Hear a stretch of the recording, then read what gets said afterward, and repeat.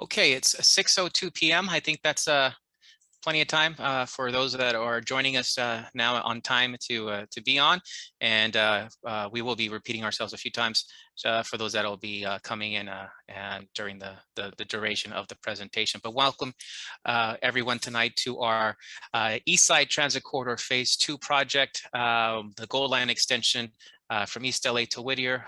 My name is Tito Corona, Metro Community Relations Manager, and tonight we will be providing an update on the alignment portion in Whittier. So thank you all for joining us. We do have some housekeeping items I do want to get to. So if we can please go on to the next page, I will go over that information. Just so everyone knows that this meeting is being recorded. Reason for being recorded is because we will be uploading this video to the project webpage next week. For those of you that weren't able to catch it or want to catch up on some of the stuff that we shared tonight, you can watch the video on the project webpage. Again, that will be uploaded to a YouTube channel, which we will provide the link on the webpage. For those of you that are joining us, please note that your webcams are off during the entire presentation, as are your microphones. But when we get to the Q&A portion of the presentation, microphones will be activated so you can ask your question when it's your turn to ask your question. When we do get to the Q&A at the end of the presentation, to ask a question, we'll ask you to raise your hand using the raise hand function. At the bottom of your screen, there should be an icon that looks like a hand that says raise hand. And should you want to ask your question, you simply just hit select the raise hand function and a hand will populate. Again, that will happen at the end of the presentation. Right now, we're asking you to hold your questions because in many cases, your questions will be answered throughout the presentation. So again, thank you for being patient with us as we provide the information for you. Some of you may not want to ask the question in person or be live on with us, and that's okay. You can also submit your questions through the Q&A function. We have staff in the background. We have staff also here, but we have staff in the background that is also monitoring the Q&As and will be addressing or answering questions as they come in to help with facilitating the whole Q&A portion. I see there are some phone numbers that have dialed in. So if you are listening via telephone and also would like to ask a question when we get to the Q&A, please use *9 to raise your hand, and we will call you in the order in which your hand was raised. And most importantly, for those that are English speaking and prefer to hear the meeting in English, we ask you to currently activate the interpretation function that says English by selecting the interpretation icon at the bottom of your screen. And you have three options: off, English, and Spanish. If you hear me right now in English, that's fine. But we ask you to please select English. So when there is a question in Spanish, the interpreter will get onto the English channel to translate for you automatically to hear the question that is being asked. So just so you understand that we do ask that you have it selected to English so we can translate it for you if you are not bilingual English and Spanish. If you are bilingual English and Spanish, then by all means you can keep it off, and we will appreciate any and all questions as long as you're available here to experience what's going on. I did want to also acknowledge that we do have bilingual staff tonight that will be able to assist with us, from myself to our project manager, Jenny Cristales Ceballos. We also have staff who will be presenting tonight as well. In addition to Jenny, we also have from real estate, Constantine Akram, who will be facilitating the real estate portion of the presentation, and Melissa de la Peña and Jaime Guzman as well. Our technical consultants are bilingual English and Spanish. And over at the tech booth in Uptown Whittier, at the, what's it called? The Whittier Uptown Senior Center. We have staff. We have Edgar Gutierrez, Edna Jimenez, and I think also Jesse's there, and all three are bilingual English and Spanish. So we are fully staffed with English and Spanish bilingual staff tonight, both presenting and also on site. So thank you again for joining us. Let's go on to the next sheet so we can start a little icebreaker. And this is a good one. We're going to populate a question for you. And the question is, how did you hear about this community meeting? So if you can please select how you heard about this meeting, you will have approximately 1 minute to answer this. I see that that the answers are coming in, but the options are mailed notice, email, social media, Facebook event flyer, street banner, family, friend, coworker, community organization, or other. And as we see the answers coming in, we're seeing that many people are currently sharing that they received a mailed notice. That's a first for the series. I think the other ones that we've been receiving throughout the other meetings have been mostly email or social media. So good to hear that you also received it through mail. So we're going to keep it open for a little bit longer while the questions are being answered. We have about almost 50% participation in the poll. So we'll wait a minute or two. I'm sorry, we'll just wait a little bit less than a minute. And while we're waiting, I did want to acknowledge we do have some folks in the audience who are joining us tonight, who are from your elected officials' offices. From the Office of Supervisor Janice Hahn, we have Luke Klipp online who's joining us as well. Thank you, Luke, for joining us. And from the Metro Director Dutra's office, which is also a council member for the city of Whittier, we have Marissa Perez, who has joined us tonight as well online. So thank you both for joining us. And again, throughout the presentation, we will be acknowledging those folks who have joined us. So with that, we'll close the poll and the icebreaker. Again, thank you all for participating. It looks like mail notice tonight, and that's the first. So Whittier, thank you for acknowledging how you received the information tonight for this meeting. So with that, let's go on to the next slide to go over what we're doing tonight with the presentation. So we are going to provide you an update, pretty much an overview of the project, what happened since we were last here. Last time we were here, it was in November where we provided a brief update. We had been doing a lot of work in the background, and I think it had been quite some time between meetings, but now we're back and moving forward. So we'll give the updates. Following the updates, we'll have our real estate team come and talk about the property acquisition process. And then after that, I'll come back on and provide an update on the construction mitigations program that happens once the project gets in construction. And then we'll show the proposed project design and overview, and then we'll take some Q&As. This information looks like it's all happening right now. But again, this is very high level. We want to give you pretty much an understanding of what's going to happen in the project from planning through construction. And so we wanted just to give you this brief update on how everything moves forward. But you'll see in the project timeline how much time there is between all these actions that are happening. I did want to share with you that as far as how we will conduct this meeting, we expect a respectful meeting we're having a respectful meeting for everybody to allow ideas and comments to be shared in an open and fair environment. Again, please feel open and comfortable to ask your questions. We ask that you direct your questions to us and only us. If you disagree with a fellow neighbor, that's fine. We all have different opinions, but that's what we're here for. And we want to provide a safe and open environment for everybody to feel comfortable to ask their questions. So with that, let's get on with the program and go on to the next slide. And I'm going to introduce our project manager, Jenny Cristales-Ceballos, who will go over this portion of the presentation. Good evening. Again, my name is Jenny Cristales-Ceballos, the project manager leading this effort for the environmental clearance and advanced conceptual engineering, which is up to 15% of the project. To bring everybody up to speed with the project, I'm going to quickly go over the project history so that we're all at the same page towards the end of this slide. So this project started off with an alternative analysis where we looked at several different routes, modes, stations, and configurations to see how we can connect from the existing terminus at Atlantic and Pomona to the city of Whittier.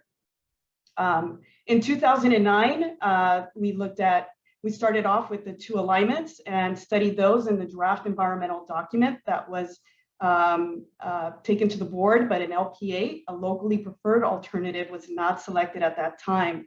That environmental document looked at two light rail alternatives, which was the SR60 and the Washington alternative. The Washington alternative looked a little differently back then, as it had an aerial component through Garfield to connect to Washington Boulevard. In 2017, because there were questions and concerns and the LPA was not selected, the locally preferred alternative, a study was conducted in 2017 to see how we can better connect the Washington alignment to Washington Boulevard. So that was taking a look at the terminus at Atlantic and Pomona and how we would connect. So from that, that's when the tunnel through Atlantic and Pomona, the underground segment, was introduced. And again, that went through a thorough study to see how we can best connect and understand the configuration. Currently now, in 2019, after the technical study, we reinitiated the environmental process, which is, again, something that we're still studying now. At the time when we started this, we were still looking at the SR60, the Washington alternative, and the combined alternative. And in 2020, after we started off the studying, we realized that the SR60 had environmental and engineering constraints. In addition to that, it was not compatible or not as compatible with the board policies that were adopted at the time, which is transit-oriented communities, first last mile. And at that point in time, we also seek to do an environmental clearance through the state and not pursue the federal at that time. So next slide.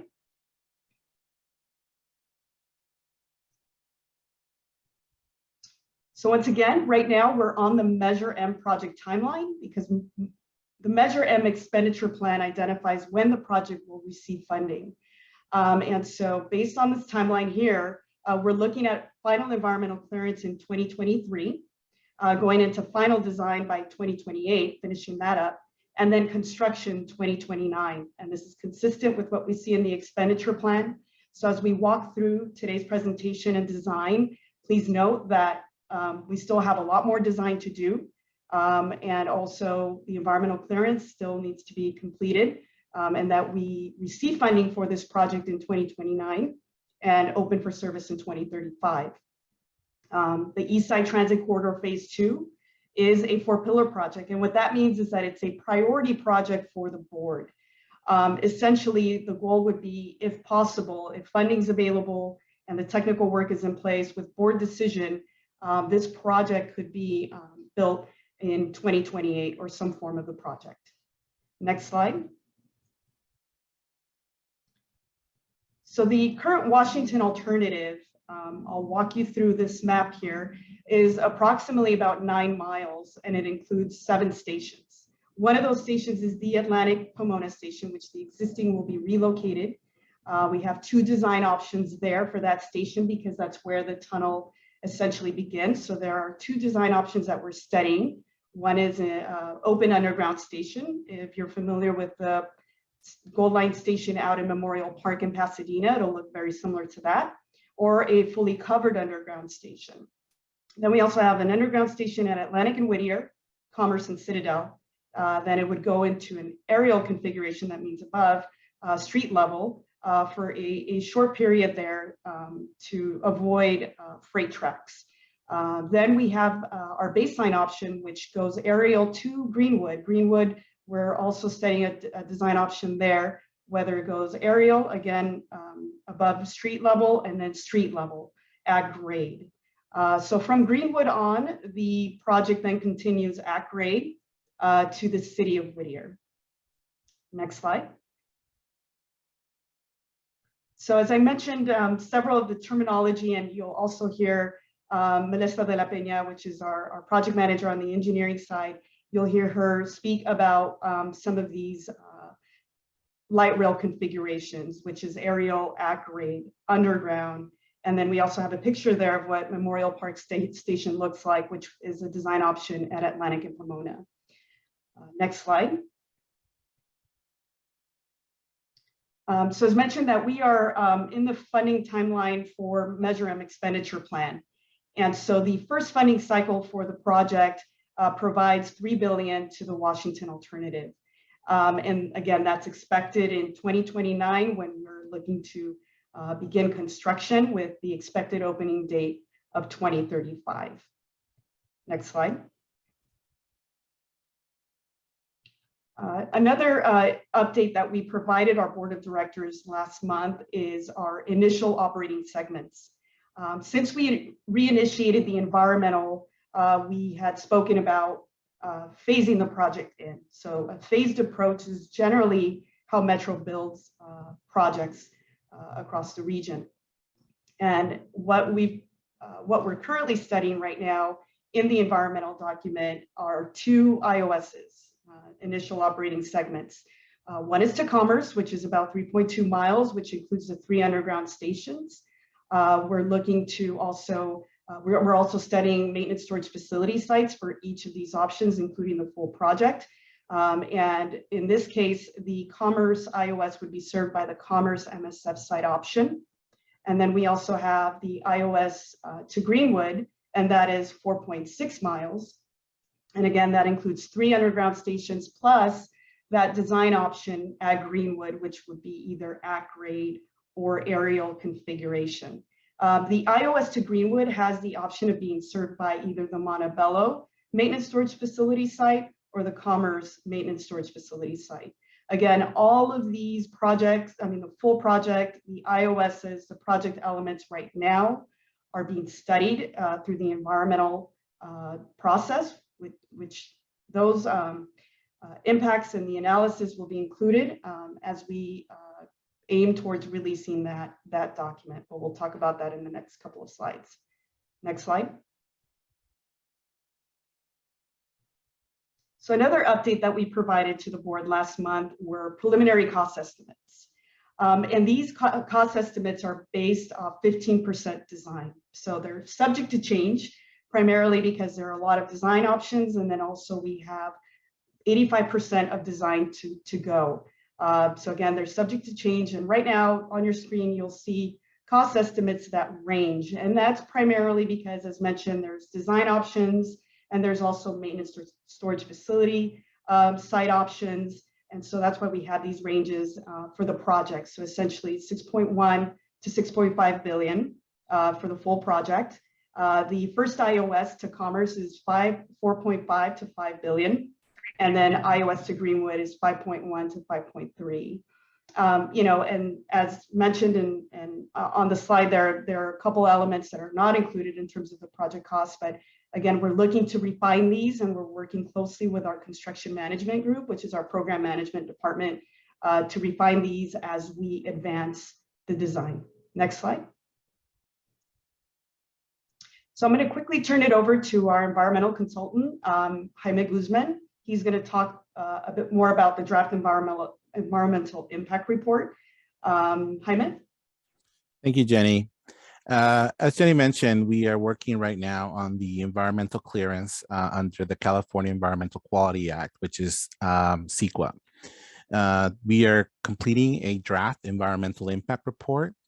This environmental impact report discusses the project description as well as the all the different alternatives, and evaluates 20 environmental topics that are required under law to be evaluated.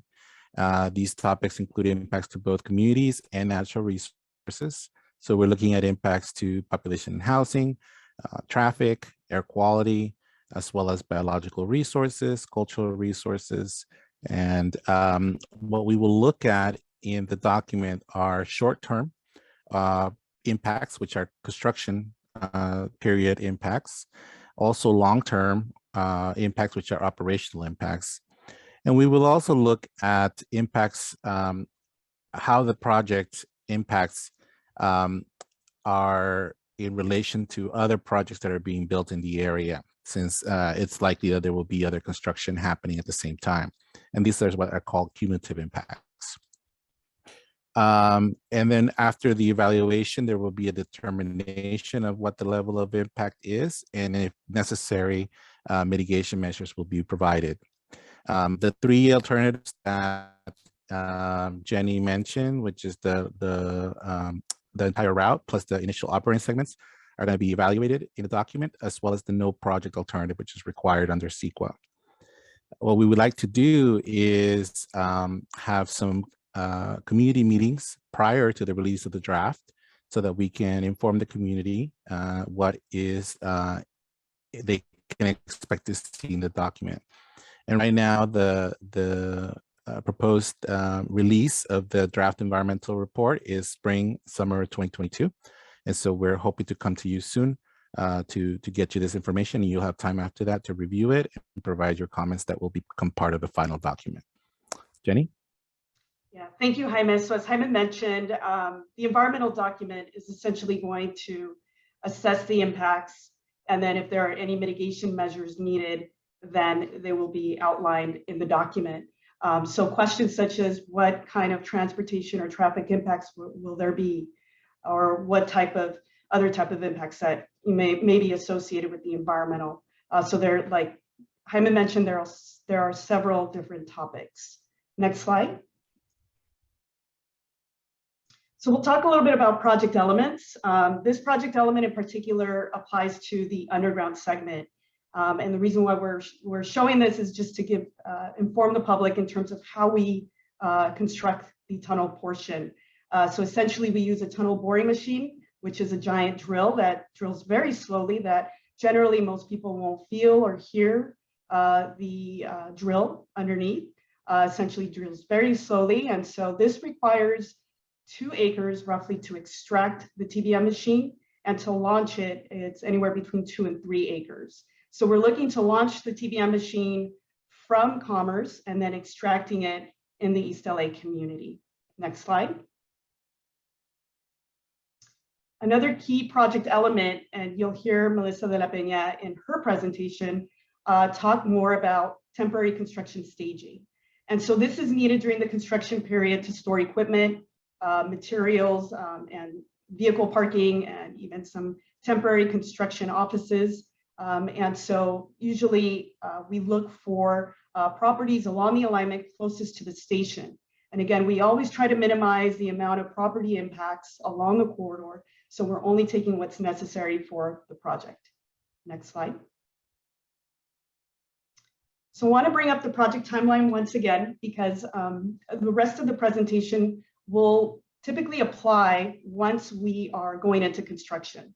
And so wanted to reemphasize that per our Measure M project timeline, that will be in 2029. Essentially, usually Metro Real Estate activates their team once we receive final environmental clearance from the Metro board. But in this case, we need to figure out when that funding is going to come in, but based on our Measure M project timeline, that will be in 2029. So now I'm going to turn it over to Constantine from Metro Real Estate to go over what is our property acquisition and relocation process. Next slide. All right. Hi, good evening, everyone. Buenas tardes. So as Jenny mentioned, my name is Constantine Akram, Constantino in Espanol. I'm in the Metro Real Estate Department, and slide 1 introduces the regulations. Metro is a public agency. As a public agency, we follow specific regulations, and one of them is Uniform Relocation Act, in addition to the state laws and guidelines. So the Uniform Act establishes the acquisition and relocation procedures and the eligibility for any benefits or payments. The main intent of the Uniform Act is uniform, fair, and equitable treatment of persons or property owners affected by a federally funded project. So let's do a really general high-level overview of the acquisition and relocation process. There are a couple of slides, and I'll be available for any questions at the end. So there are 3 main steps, or 3 major steps that are involved in the acquisition process. Step 1 is appraise. Step 2 is acquire. And step 3 is relocation, if or when it's applicable. So the first step involves the appraisal of the property interests. So if it's a business, Metro will also appraise fixtures and equipment. As part of the process, the appraiser will reach out to the property owner. And by the way, it's important to mention the appraisers are independent. They're highly qualified, independent, and impartial appraisers. They will reach out to the property owner. They will request to physically inspect the property, walk the property with the owner to understand the property, all of its advantages and features. They would very much like and appreciate the owner's input. They carefully study how the property is impacted by the project in cases of partial acquisitions, only when, for example, a small portion of the property is necessary. They carefully study how that impacts the rest of the property to determine the fair market value. And once the fair market value is determined, that's when the second step is to present the offer, purchase offer to the owner. Once the offer is presented, Metro will work with the owner to reach an agreement. And once the agreement is reached, the escrow is opened, and Metro will work with the property owners to provide any required documents to close the escrow.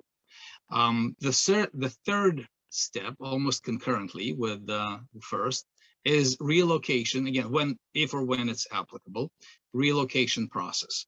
So Metro will meet with the impacted owners or occupants to discuss any relocation impact, to determine the eligible benefits, to provide move assistance, and coordinate eligible payments.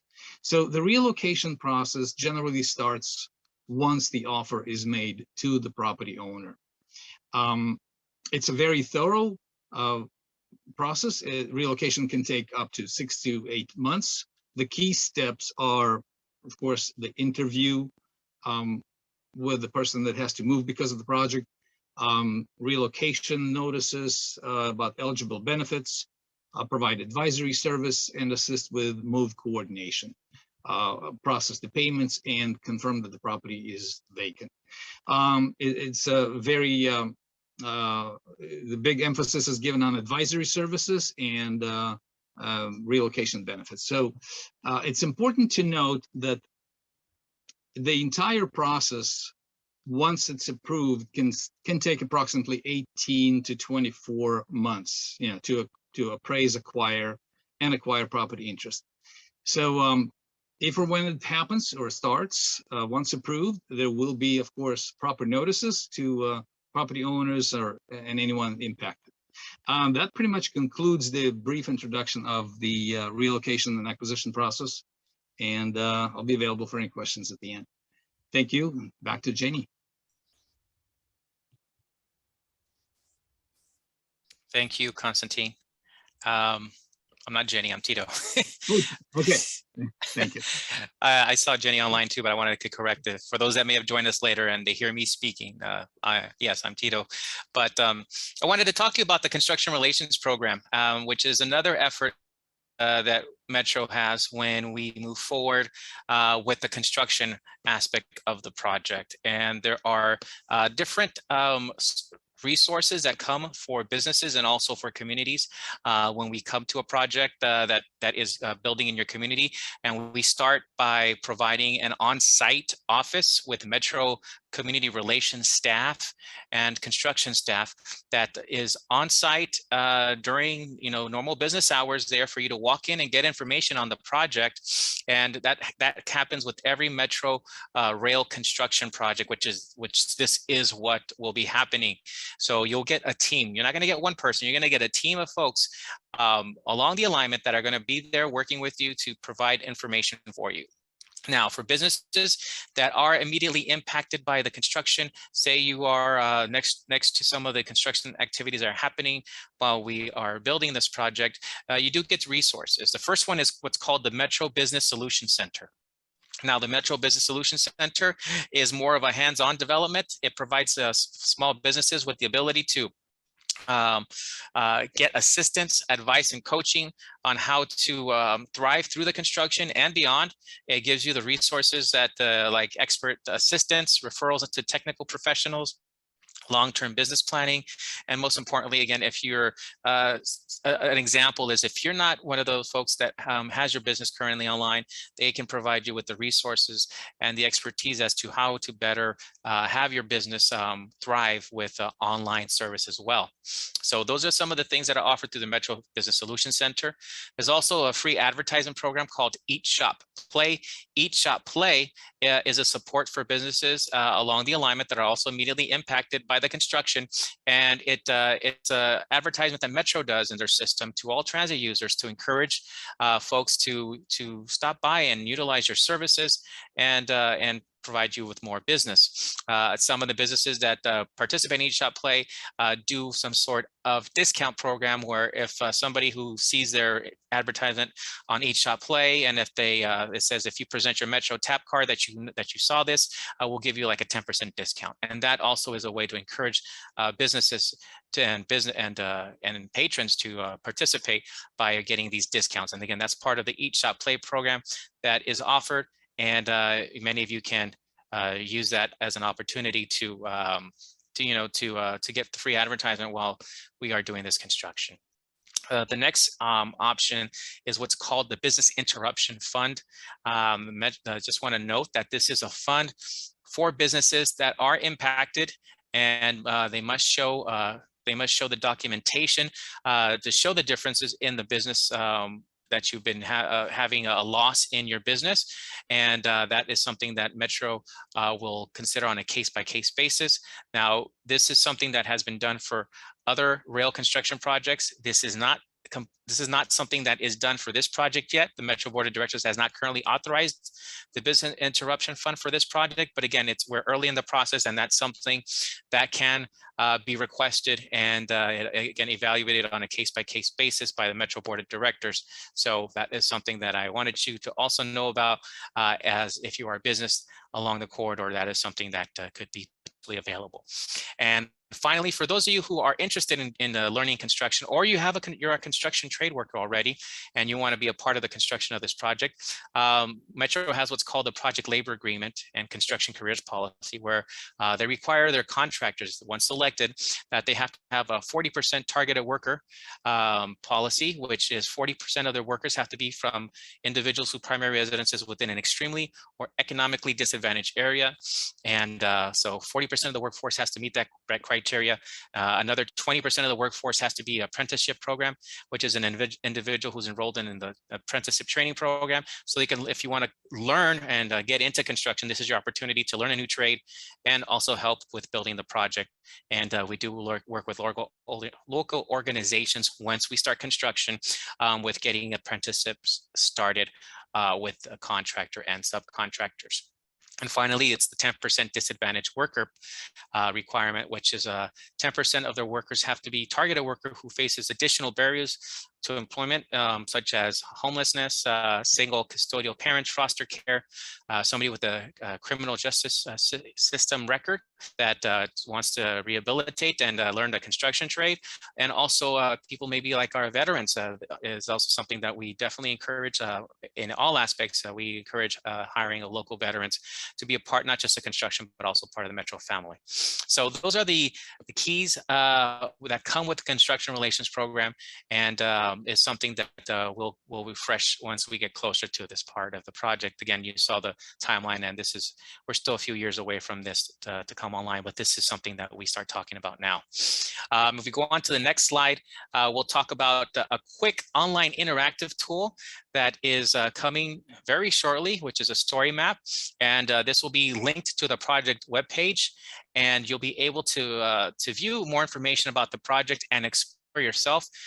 So if you go to metro.net/Eastside Phase 2, you will have a link that'll take you directly to this interactive tool on that website to learn more about the project, get information of where we are in the process, get an update, look at all the alternatives that were explored, see where we are in the environmental process, and more information about light rail. You can also see the map that's there, and it's interactive. You can click and see what the existing transit services are in the area, what the destinations are, and also all the other opportunities that are, like as you can see on the left, like freight rail corridors, Metrolink lines and stations, bike paths, all that will be available, and it'll show you what's going on the map. So that's another cool little tool that will be available in the coming weeks. So stand by as we go live with that. Now I'm going to pause here and introduce Melissa de la Peña, who is going to share her screen, and she's going to share some additional slides that are pertaining specifically to Whittier. There you go. Melissa, it's all yours. Thanks, Tito. Good evening, everybody. Melissa de la Peña with Cordova on the Advanced Conceptual Engineering team. So I'm going to walk you through about the last mile of the project as we enter Whittier. So just to get yourself situated, this is along Washington from Vanport to Appledale. So this would be leaving the Norwalk station just to the left of where this slide starts and moving down the center of the street along Washington. So on the next page, you'll see more of a design exhibit.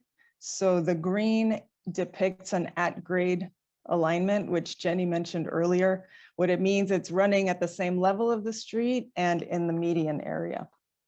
So here's Broadway and Sorensen. You can see those are signalized intersections. And the train will be traveling along the center of Washington through this segment as we enter Whittier, which I'll cover on the next slide. So this is just the orientation map slide, which shows how the alignment will continue on Washington and then turn just before Lambert into the terminus area for the project. So I'll move to the design slide. So again, we continue at grade through the street.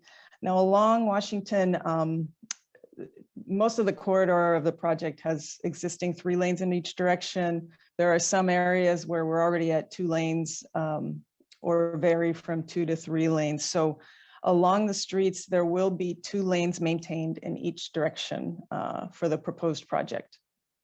So just wanted to make that clear. And then the alignment of the train turns into this area just west of Lambert. And that is where the station, the terminus station for the project is proposed.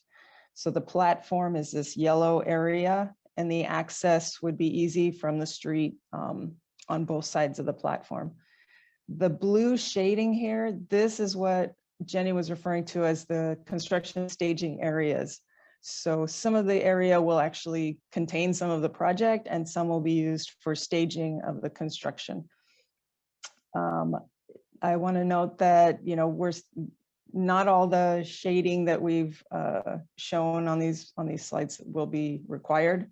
And from our perspective, the engineering was focused on trying to minimize the amount of right-of-way that was needed. And even for those properties, we stayed away from, we focused on commercial and industrial properties for those takes so that we would stay away from any residential properties. And this shows the terminus station, and then it extends a little bit beyond because we need some tail tracks beyond the terminus. So also one thing to note is, you know, the train is traveling similar speed to street traffic, so about 35 miles an hour max, and it will be slowing down as we enter the station here, and it'll cross the eastbound direction of Washington. And that covers the design for the Whittier section. I think I toss it back to Jenny or Tito. Yes, thank you. Thank you, Melissa. Yes, so as we get ready for the questions, I do see in our audience, and I wanted to invite you, Mr. Fernando Duran, council member for the city of Whittier and also Metro Board of Directors. Thank you for joining us. Would you like to say any words before we get started? I think you're able to unmute yourself if you are, if you can. I did, and Tito, thank you very much. I don't know if you can hear me okay. Yes, I can hear you. Great, I'll keep it short because you guys have a fantastic presentation. I'm more interested in hearing you than I am me. So, but to that, I wanted to thank Metro staff and Jenny and your team for doing this presentation this evening, and also the Whittier staff, you know, for this great presentation. It's well thought out.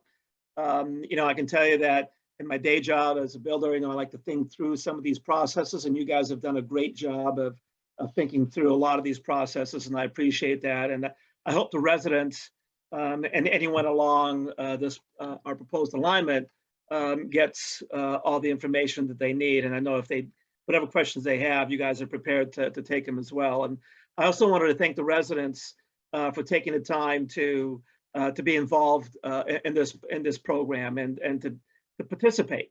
I can tell you that our particular alignment, the Eastside alignment, has a reputation for having very robust and well thought out questions. And so we've done that all the way through the history of this project. I've been involved now for gosh, going on 12 years or so. And I can tell you that I'm really proud of how our residents have come out in support of the project. And even the ones that are not in support of, they ask good questions and well thought out questions, and I appreciate that involvement. But I also wanted to mention that to the folks in Whittier that Metro is a fantastic partner. So that you know, Metro has provided the funding for 5 of the hotspot remodels along Whittier Boulevard, and that really, in essence, what that is, you take 5 of our major intersections. Metro has provided the funding for traffic relief, if you will, and some modifications to those areas. And so Metro is not just, you know, a train or a bus organization. They also provide for traffic mitigation projects as well. And also, Metro is providing a significant amount of money for the 605 expansion and relief on 605 freeway, which we all, as you know, we all have to deal with when traveling the 605. And then more recently, I'm proud to have been part of the Metro's FSI, or the Fareless System Initiative, which has provided fareless rides to students that are from kindergarten all the way through 12th grade. And so K through 12. So once again, your tax dollars going back towards our communities. And I'm also proud to say that coming up here, I'm going to be proposing a motion along with Supervisor Hahn at our next meeting, where we're going to provide operations and construction jobs to, as well as apprenticeships, I should say, to Rio Hondo College and Cerritos College. And so just another part of how Metro is involved in our communities. And so I'm proud to be a Whittier councilman, which has led to also being involved with the Metro board and involved with these wonderful people that do great work and put on these presentations. The only question I have for the Metro team is, can I get a copy of the presentation at some point? And if I could do that, that would make me very happy. Other than that, you guys keep up the great work. I appreciate it. And I look forward to continuing on with the project. Thank you. Thank you, Director Dutra. And yes, you'll get a copy, as so will everybody in the audience. We have some information how you can get this presentation. Next week, we will be uploading this to the project webpage, accessible to you via metro.net/Eastside Phase 2. And if you scroll to the bottom of the page where it says documents, there will be a folder there that will share that information, but we'll also share it with everybody via email once we conclude this with a thank you e-blast, letting you know when everything is uploaded as well.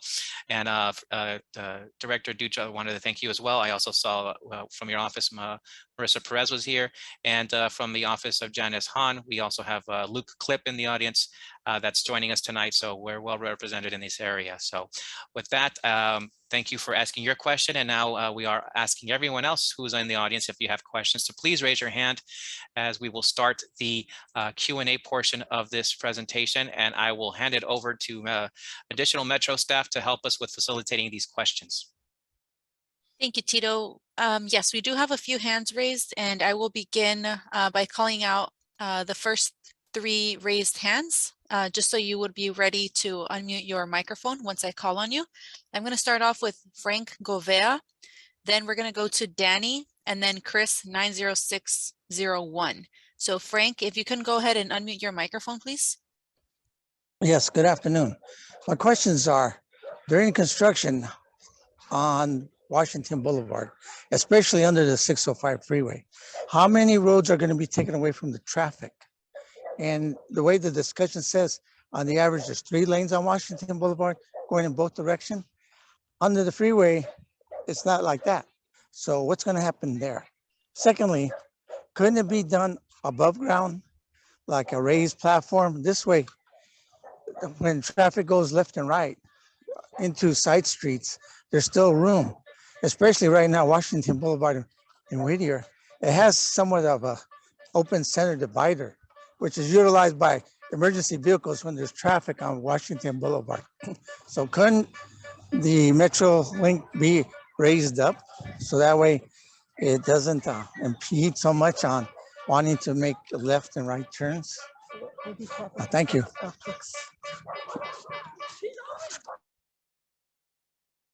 Thank you, Frank, for your comment.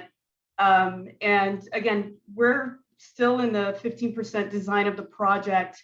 And part of the draft environmental document, what we're doing is evaluating what those transportation and traffic impacts will be.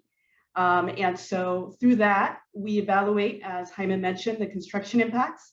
And also we propose traffic plans around construction.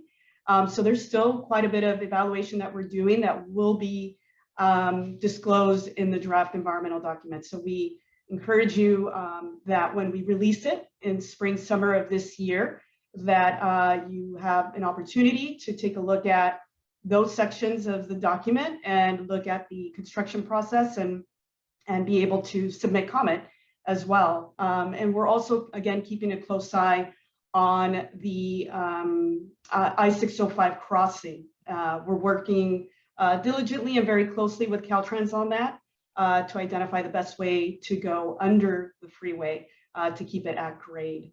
You also ask, is there an opportunity to look at the project in a different configuration, which you mentioned aerial, but we also often get asked, could the project be underground as well? But what we do is that we, through the alternative analysis process, and also through the environmental document, and even currently now, we did that in 2014 and we're doing that again in 2019, is that we applied what's the grade separation policy. And essentially what that does is that we start off with looking to see if the project could run at grade. If there are no impacts to the intersections where we see that we can run at grade, then we continue with the project and evaluate it through the environmental document at grade. If there are certain impacts based on this grade separation policy, which is what we use for all metro projects, we then look at different configurations. But at this point, based on our study on this grade separation policy, that the project could continue in an at-grade configuration, meaning street level, without any major impacts. But again, we're still evaluating those through the environmental document. Next question. Great. Our next question is coming from Danny. Danny, if you can please unmute your microphone, and then we're going to move on to Chris. Go ahead, Danny. Hello. Hi. Am I unmuted? Yes, go ahead. Okay, thanks. Just want to make sure you can hear me. So hopefully you can. My name is Danny Homme, for the record. I don't live in Whittier, but this segment would be the closest to me and the one I'd use. So I appreciate the presentation. My question, the sort of topic around it would be air quality impacts and then specifically Metro as a builder of things. I appreciate the general positive step that light rail is for sort of regional air quality and specifically this corridor in the process of building the train over a couple of years, extending the line over a couple of years. Curious to know what general practices, the way you've talked about general practices for grade separation, Metro has that keep air quality impacts minimal or even make positive contributions to air quality within sort of the immediate neighborhoods are affected, given the sort of regional context where in sort of the east side, all the extensions have been considered, unlike say like a west side project. There is sort of a history of low air quality in this area, and like Whittier Narrows, the 60 corridors, a super fun site. So interested in how Metro can spend the years of this project getting constructive work done, but also what we could immediately anticipate for the quality of sort of the air that we breathe, as travelers through the area. Thanks. Thank you, Danny. Through the environmental process, yes, we are evaluating air quality and also our greenhouse gas emissions. I'll have Jaime speak a little bit more on the environmental document and what we specifically look at for air quality and also any kind of environmental benefits that come with the project and how we look at construction and air quality through that process. Sure, thanks, Jenny. Yeah, so what we look at in the document, obviously we have certain regulatory thresholds that we need to meet, make sure that our project meets and is under with emissions. And so we do some modeling that can, based on the proposed operations. As you know, this is an electric mode, so we will not be using any diesel run the train, but there are obviously some construction equipment that will be used that uses diesel. The good thing is that as the years pass, equipment and cleanliness of equipment gets better, and so those are the things that we are taking into consideration. And where that hasn't quite happened yet, or where it's not necessarily the industry standard, that's when we add some additional mitigation measures that can help the project use cleaner equipment during construction, so that we're not adding anything major to the area. And then long term, the use of electricity for this would have a beneficial impact for the local air quality as well as the regional air quality. And so all of that is evaluated and looked at in the environmental document that you'll see later this year.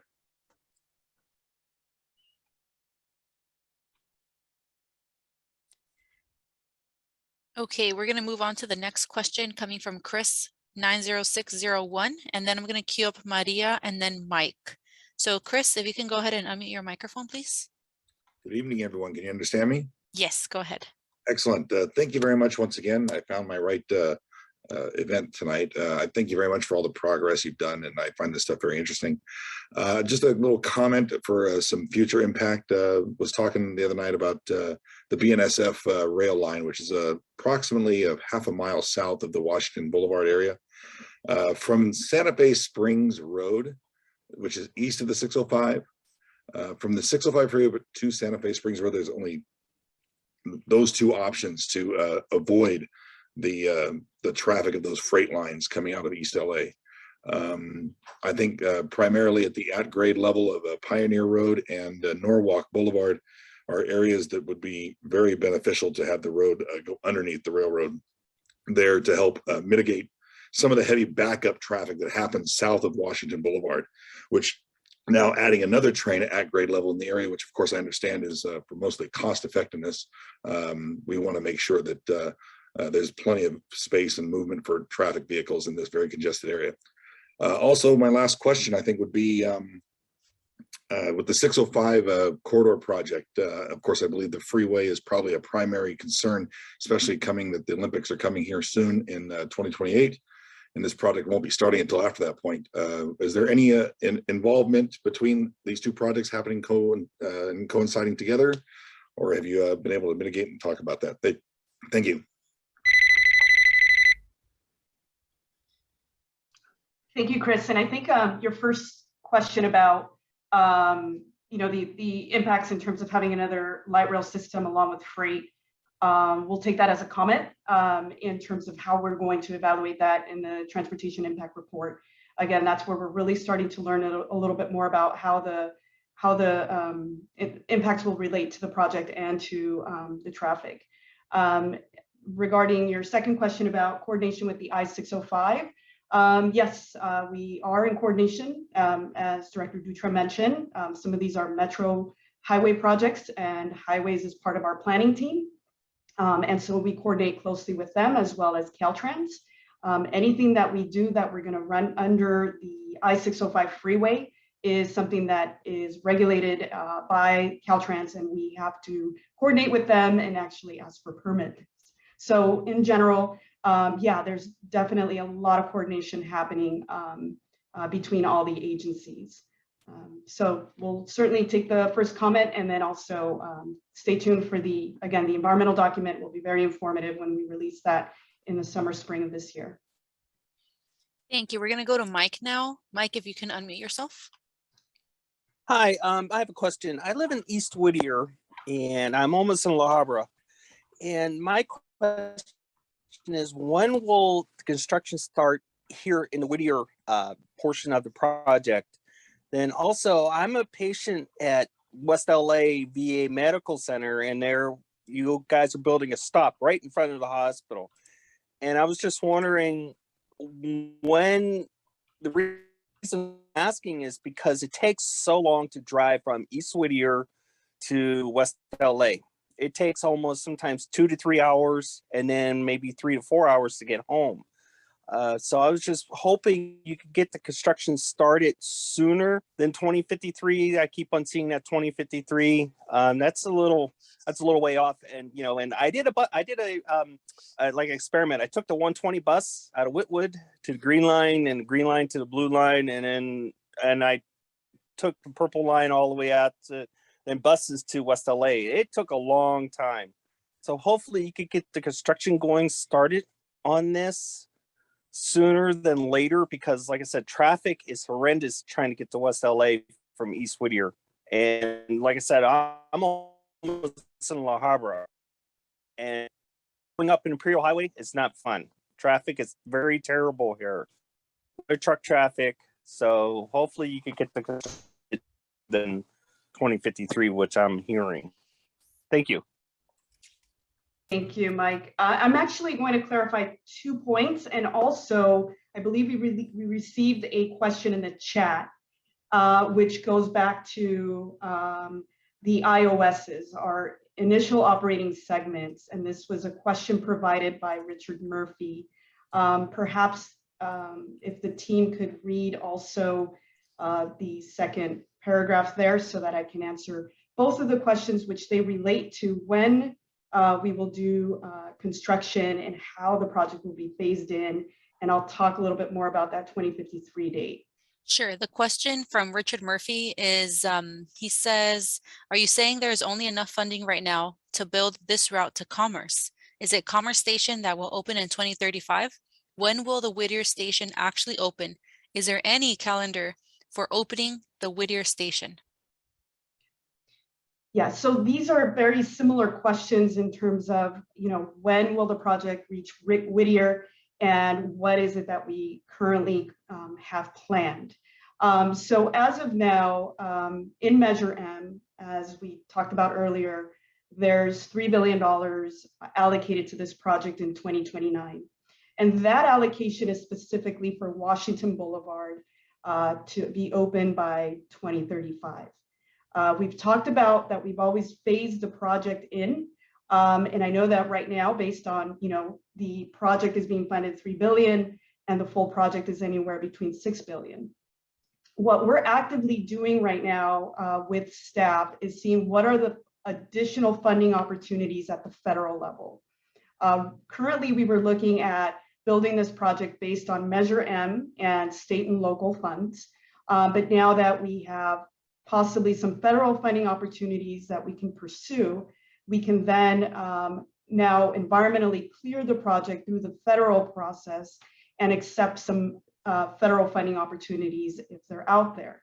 Again, we're working diligently with our planning staff, our Metro board, our elected officials to find funding to build a project to Whittier. So at this point in time, we're introducing the IOSs, this initial operating segments, to Commerce and Greenwood to give us a little flexibility to start the project as soon as we can. So as soon as we get it environmentally cleared and we find the funding, there are some opportunities to see how we can phase the project in to Whittier. But that's still a conversation we're going to have with the board next month. We're going to hopefully outline a financial strategy. And so, we're going to look for the best opportunities for this project to ensure that all the projects that the Metro Board has prioritized are looked at respectively. So that's currently where we're at. So the other funding cycle, which has the date to 2053, at one point in time, we were looking at the two alternatives. And so our Metro Measure M expenditure plan identifies the two funding cycles, and we were looking at two alternatives. So the second funding cycle will be for the other alternative that we were studying at the time, but we withdrew it, the SR60. So that cycle, number 2, would go to that alternative. And right now, the San Gabriel Valley Council of Governments is conducting a transit feasibility study to understand the needs of the transit needs of the San Gabriel Valley and see how that cycle of funding will be applied. So for now, we're looking at the first funding cycle of $3 billion for the Washington alternative. And again, we're going to work really hard to see where we can find that federal funding or other funding opportunities to fund the rest of the project. Thank you, Jenny. We're gonna take two more raised hands right here. Drew Pryor, and then I'm gonna call on Veronica Carrillo. Drew, if you can go ahead and unmute yourself, please. Yes, hi, you guys hear me? Yes, go ahead. Yes, hi, I'm a firefighter, and my experience, I work in Arcadia, and since the Gold Line opened up in Arcadia, it's not the terminus, it's just on the route. We've seen an explosion of homeless-related incidents and responses, and I'm not opposed to the Gold Line, but I know that it's going to have an inevitable effect on our homeless population in the city of Whittier, and I'm also on the advisory board for the Salvation Army, which is not too far from the proposed terminus in Whittier. And so I don't want to get the Salvation Army blamed for what is going to be an inevitable increase of homelessness in the city of Whittier. My question is, what plan do we have in place to mitigate that?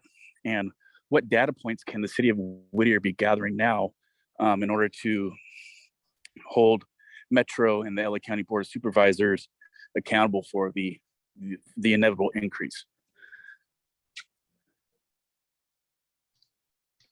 Thank you, Drew. I hear you on the homelessness challenge, and again, that's something that we've been talking about in all the meetings leading up to this one. Yeah, we understand that the homelessness or the unhoused is a challenge, a big challenge for the county as a whole and across all agencies. And essentially what we've been doing is that Metro has a homeless task force that is coordinating and collaborating with several different agencies.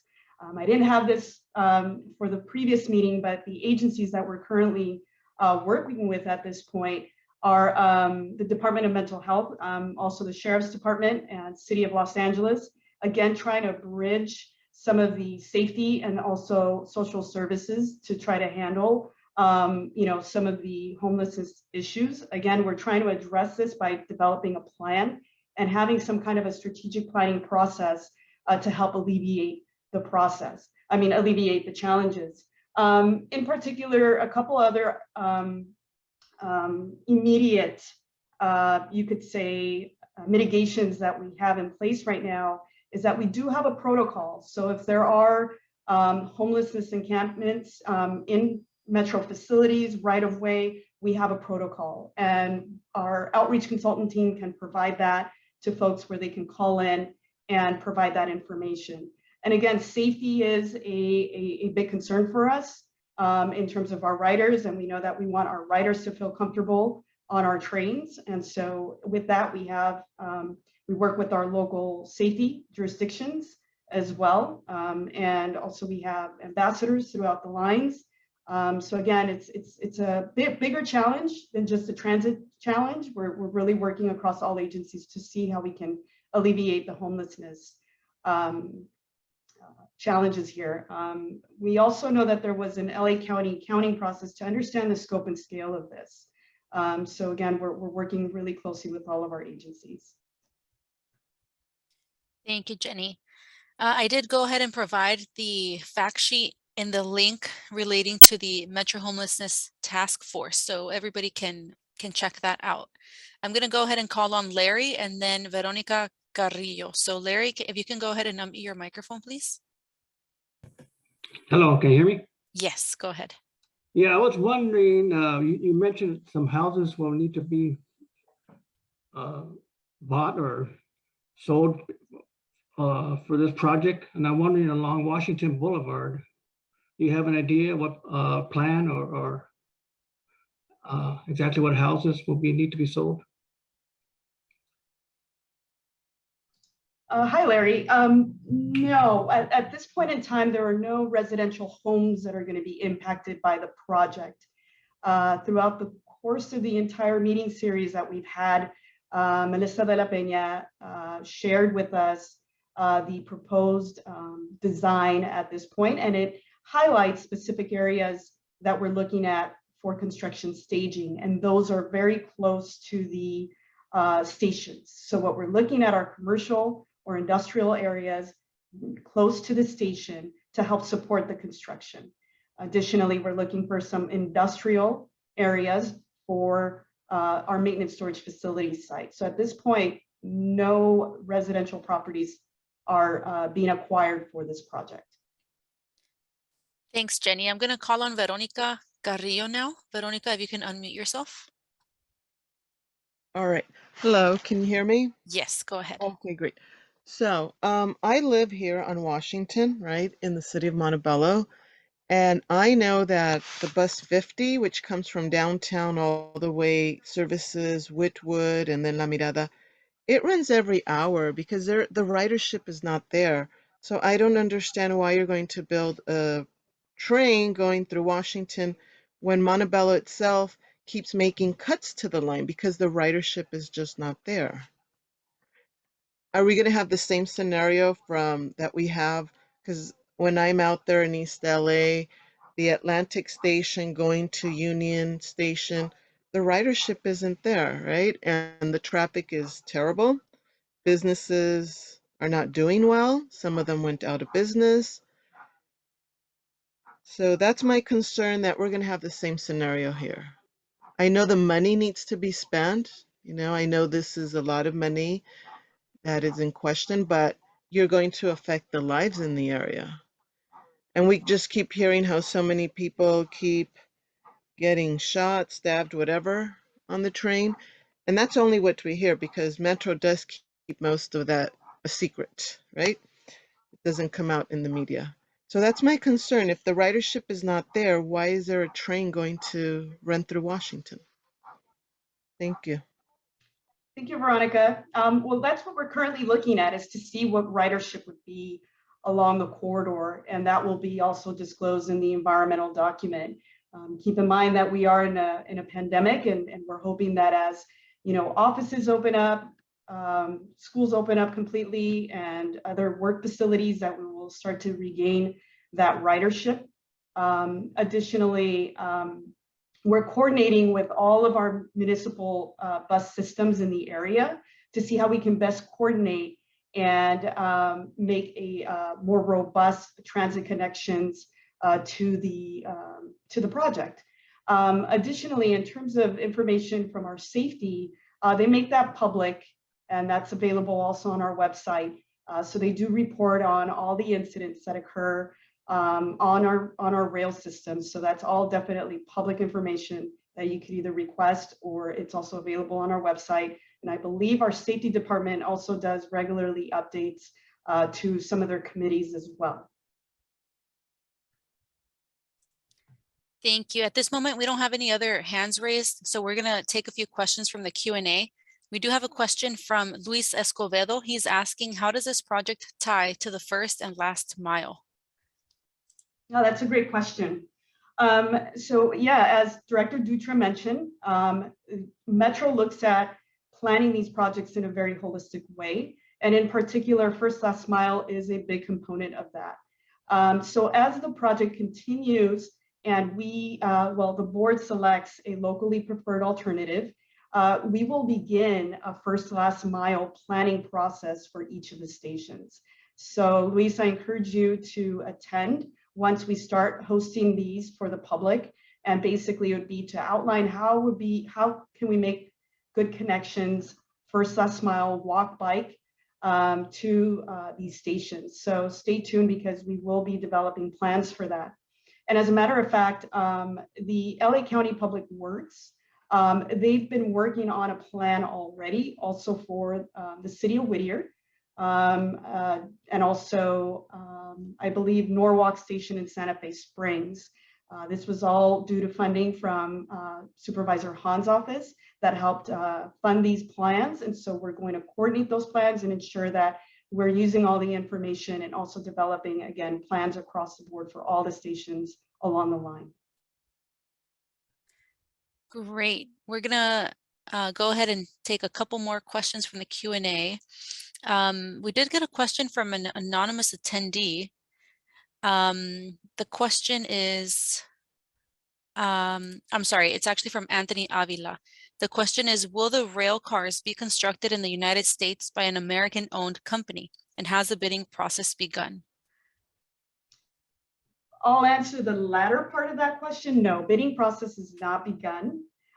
We probably have to get back to you in terms of the where the trains are assembled and or produced.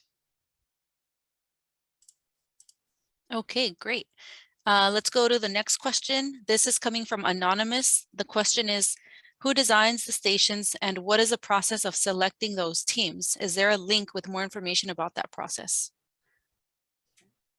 Well, currently, again, we're working with our engineering team, and they have a team that basically designs the project following Metro Rail design criteria. So we have Metro Rail design criteria, MRDC, just to throw out an acronym out there, that both our engineering team is to follow. In addition to that, to go into a little more detail and to keep most of our stations consistent across the entire region, is that we have a kit of parts. And essentially what that does is, again, keeps the design of the stations consistent. But we also want to ensure that the stations are fitting in within the community. So what we do is we have an art program as well, where the art staff works with the communities to start developing an identity for these stations and the artwork that would be selected for that. So again, our engineering team, who is contracted to design the full length of the project, follows Metro design criteria. Melissa, I'm not sure if I missed anything else in terms of what other design criteria that you follow.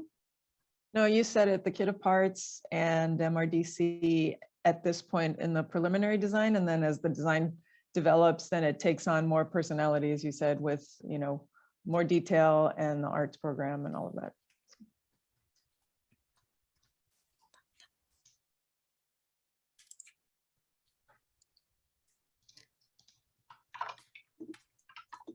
Okay, I see we have one more raised hand from Gabriel Rocha. If you can go ahead and unmute. Hi, can you hear me?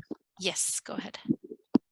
Hi, first of all, I want to thank you guys for all the hard work you guys are doing throughout the duration of, the planning and everything.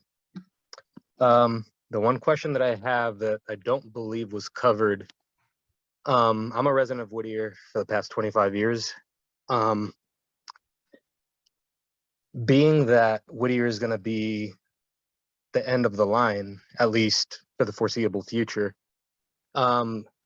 what's going to be done about vehicles, people that travel into the Whittier station and leave their vehicles and travel on into the west side? Thank you. Thank you, Gabriel. Yeah, and that's a great question. As Melissa pointed out, the area that we're looking at where the station ends, there's certainly areas that we're looking for parking facilities. Because it is a terminus station, that's something that we study very diligently to understand what the parking demand will be. And that is also disclosed in the environmental document. So as we progress the design, we'll start to talk about what are the opportunities at the end of line for parking. We want to be creative because in some cases we build structures and then they end up empty. In other cases, they are utilized. So we just have to really understand lessons learned and have a balanced approach for parking. But we definitely will have engaging conversations with the city and then also with the community as to what parking will look like at the end of line. But we are definitely considering that. We understand that there's typically always a demand at the end of line. Thank you. We did get a question through the Q&A from Barbara Richards. Her question is regarding the staging areas.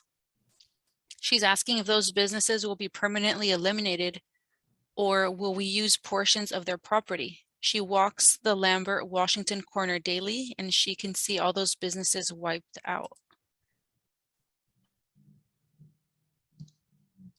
Yeah, currently for construction staging, and perhaps Constantine can speak a little more in terms of what the property acquisition and business relocation is like. And again, some of those properties we will need to locate and build the station. And again, we're still looking at ways to minimize the amount of property takes in the area. But in some cases, yes, we would have to relocate the businesses to build that station. Other businesses along the Lambert or along the Washington corridor that we highlighted in the presentation. And again, this information will be available. We're just looking to see if those are absolutely needed for the project. And if so, again, we take the proper steps in acquiring and also relocating those businesses accordingly. Exactly, Jenny. And you pretty much covered it. First of all, it depends if or when it gets to the point that a particular parcel is required. But if a business is impacted, there's an excellent, very thorough relocation assistance program in place with very heavy emphasis on benefits and advisory services. Every effort is made to relocate the business.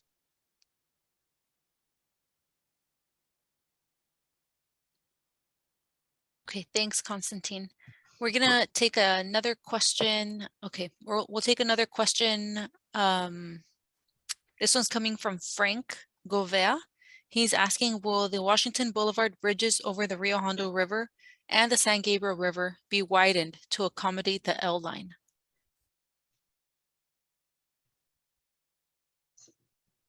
I'll let Melissa answer that question. Okay. Yes, both of those bridge structures will be replaced and widened new bridges as part of the proposed project. Thanks, Melissa. Okay, I do see another question coming from Barbara Richards. She's asking, does the path run clear to Santa Fe Springs Road? The map wasn't totally clear to me. I see the small businesses gone, at a minimum parts of the Home Depot, parking and the strip malls and businesses in your way. No, the project doesn't go up to Santa Fe Springs Road. So currently what we're showing is what goes across from Lambert, and perhaps Melissa, you can clarify a bit more, but it doesn't run. Correct, it doesn't go all the way down to, it gets close, but it doesn't intersect. Okay, thank you. We do have another question about security at the station. This is coming from Anonymous. He's asking, will there be security at the station? He's concerned about homelessness in the area, in the Whittier area. Yeah, and we understand that homelessness is a big issue, and many residents are concerned along the corridor. And again, we've mentioned some of the key efforts that we have going on in terms of the homelessness task force, working with several different agencies. And again, we have several different contracts with LAPD or the Sheriff's Department, or in that case with Long Beach PD, to essentially make it safe for our riders as best as we can. But safety is a main concern for everybody, so we definitely have that at the top of our list. But again, homelessness is something that we hope to tackle as a county and with several agencies involved. Thanks, Jenny. We do have another question from Maria Gale. She's asking for a map for the route and the stations. So I'll go ahead and send that map out in the chat so everybody can access it. And at this moment, we don't have any other hands raised.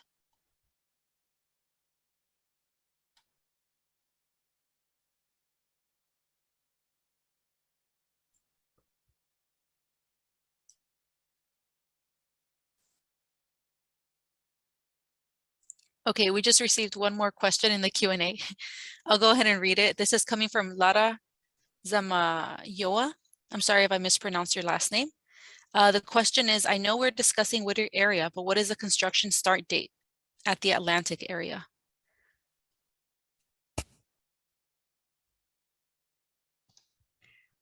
Yeah, so based on our Measure M timeline, again, we are looking at possible construction in 2029. We're evaluating the proposed project along with the IOSs, and a lot of construction happens even within a phase, within that phase approach. So it's really going to determine as we get closer to construction, but then also what's what we mentioned in the draft, or what's stated in the draft environmental document as well. But as of now, in terms of what we have is construction beginning in 2029.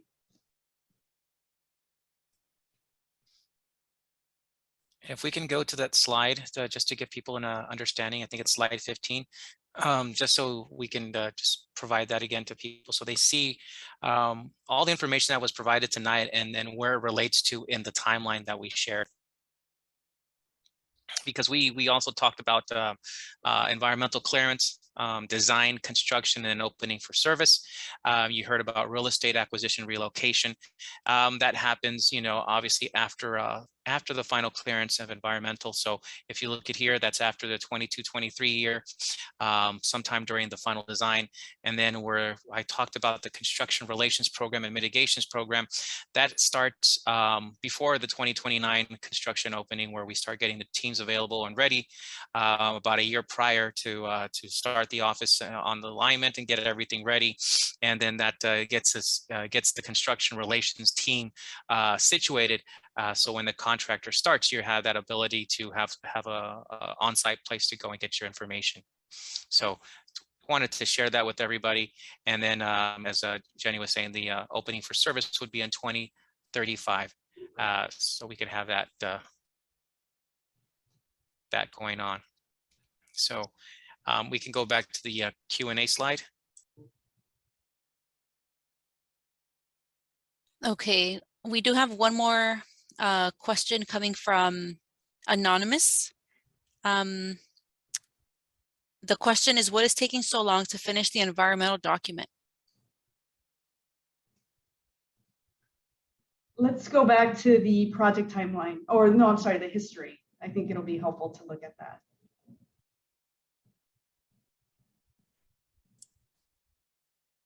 The history. One more slide. Or just one sec. Yeah.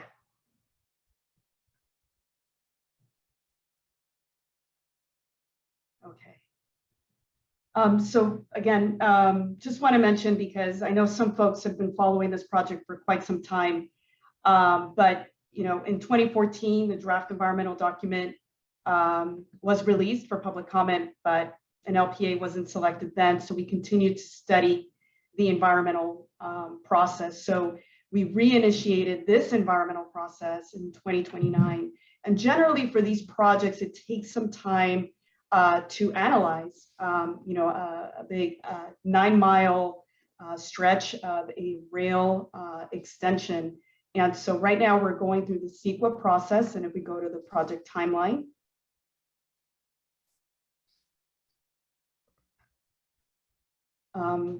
to get us to the draft environmental document, which is what we're releasing this coming spring, it takes a bit of time, and it's roughly been about, I want to say about 2 years. And that's because we want to make sure we're thoroughly analyzing the project, that we're keeping the public engaged. Again, we've been having meetings that as we reach certain milestones, we've been coming out to the community and sharing those. So again, that's why it takes a bit of time to actually develop the environmental document. And then also we want to make sure that everybody's very well informed, along with our decision makers as well. So roughly this process does take some time, but we're trying to get there as quickly as we can in terms of getting environmental clearance for the project. So again, we started roughly in 2019, and then we're looking to get final environmental clearance by 2023.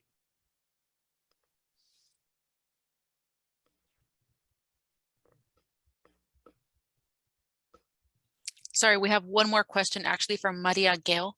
She's asking, what is LPA? Oh, my apologies. It's called a locally preferred alternative.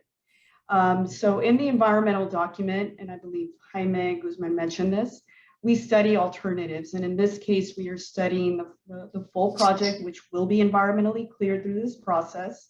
And then we're also looking at the initial operating segments, that phased approach.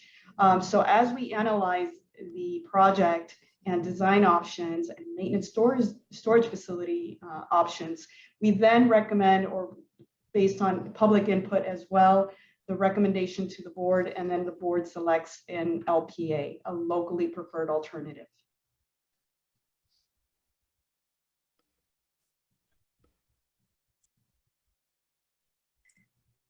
Great. We have no more questions in the Q&A and no more hands raised. Tito? Okay, I will take it from here. I want to thank everybody for joining us tonight.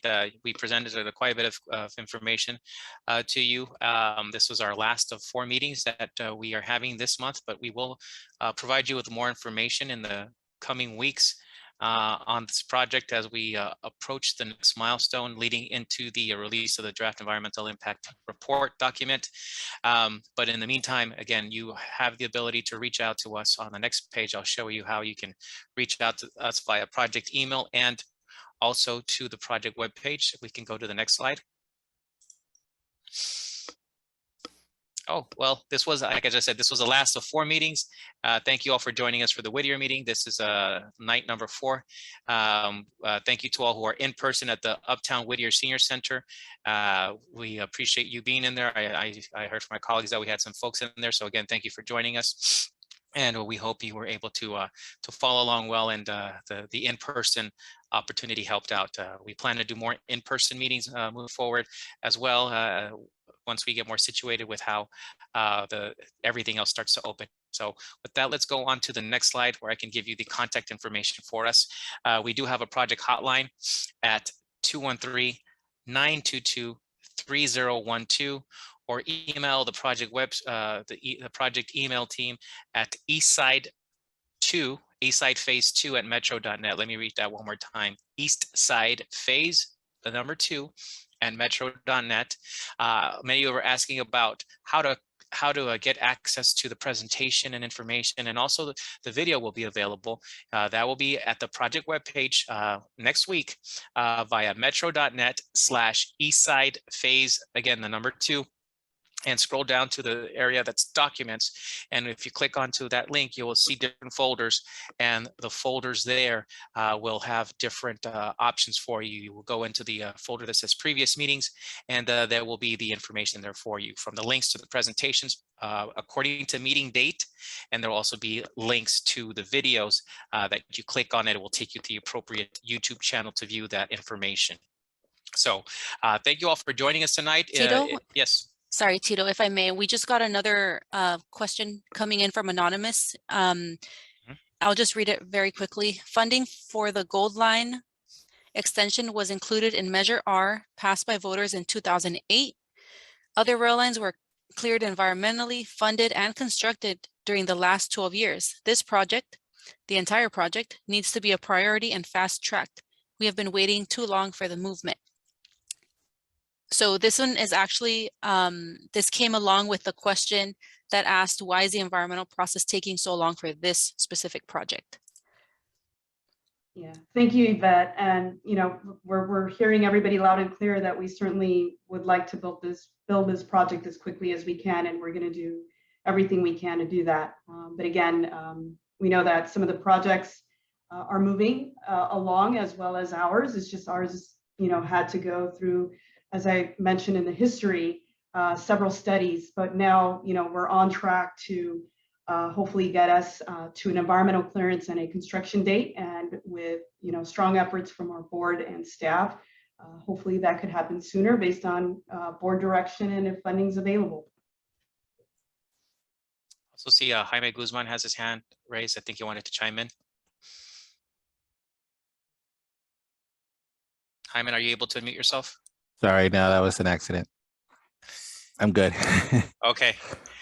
Well, okay. Well, again, thanks for everybody. I think with that, I think we wrapped up our questions and everything. Again, thank you for joining us tonight. Once again, you can call us at our project helpline 213-922-3012. Email us at eastsidefase2@metro.net, or go to the project webpage to get this information starting next week at metro.net/Eastside Phase 2. Again, we are at a little bit after the 7:30 mark, concluding our meeting. So I want to thank everyone for joining us tonight. And we hope that we were able to address many of your questions tonight pertaining to Whittier alignment and also other parts of the project. So on behalf of the project team, I want to thank you all for joining us and wish you all a good night. Take care, everybody. Bye-bye.